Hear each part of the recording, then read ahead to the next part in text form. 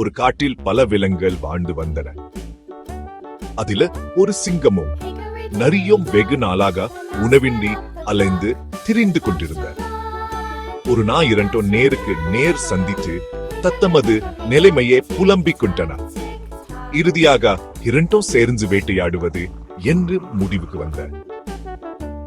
அதற்கு சிங்கம் ஒரு திட்டம் வகுத்துக் கொடுத்தது. அதாவது நரி பலமா சத்தம் போட்டு கத்த வேண்டும்.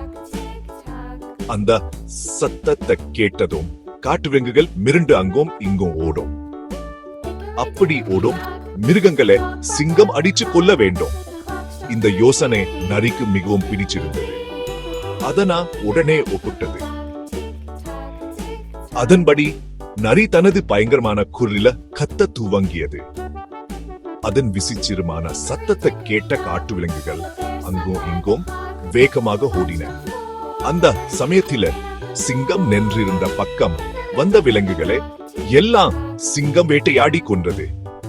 ஒரு கட்டத்தில நரி கத்துவதை நிறுத்தி விட்டு சிங்கத்தின் பக்கம் வந்தது. அங்கு வந்ததும் நரிக்கு ஏற்பட்ட சந்தோஷம். ஏனெனில் நிறைய மிருகங்கள் அங்கு இருந்து கிடந்தன. அதை பார்த்ததும் நரி தான் அகோரமாக கத்தியதாதான் இந்த மிருகங்கள் இறந்து விட்டன என கர்வம் கண்டது.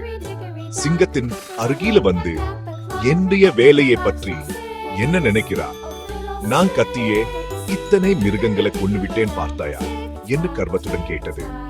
அதுக்கு சிங்கம், ஆமாம், உன் வேலையை பற்றி சொல்ல வேண்டுமா என்ன?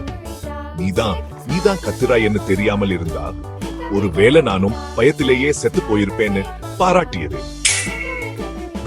என்னது கதை முடிந்தது.